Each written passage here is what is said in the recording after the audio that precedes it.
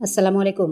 আজকে বীজগণিতের চলকের হিসাবগুলো দেখব কিভাবে এই সংখ্যাগুলো লেখা হয়।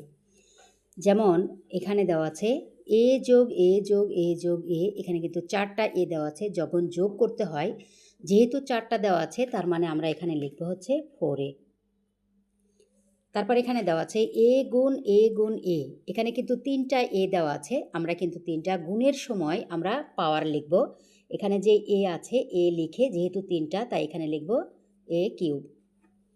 এবার এখানে লিখব a যোগ b যোগ b আছে, তার মানে এই একটি a আর এখানে কিন্তু 2টা b আছে, তার মানে আমরা এখানে লিখব a যোগ 2b। যেহেতু 2টা b আছে তাই লিখব 2b। a গুণ b, দুটাকে যদি গুণ করা হয় তাহলে দুটাকে একসাথে লিখতে হয়, ab হবে এটা। তারপরে 3 গুণ a আছে, তার মানে এটার হবে হচ্ছে 3a। এখানে দেওয়া আছে 3 গুণ a গুণ a, তার মানে আমরা এখানে কি লিখব, 3 এখানে একটি আছে, 3 আছে শুধু, তাহলে 3 লিখব। আর এখানে 2টা a আছে, তার মানে লিখব হচ্ছে a স্কোয়ার, অর্থাৎ এই a 2টা আছে।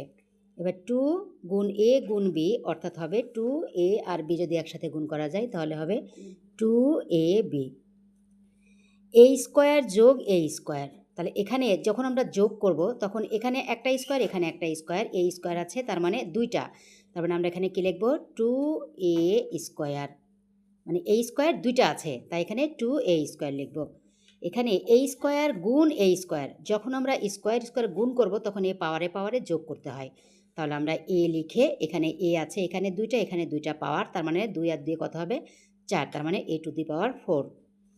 এখানে দেওয়া আছে a স্কোয়ার আর এখানে দেওয়া আছে হোল কিউব, তার মানে এই যখন এরকম কিউব দেওয়া থাকে এই কিউবের সাথে পাওয়ারের গুণ করতে হয়, তাহলে 3 আর 2 যদি গুণ করা যায় তাহলে 3 দুগুণে 6, তার মানে a টু দি পাওয়ার 6।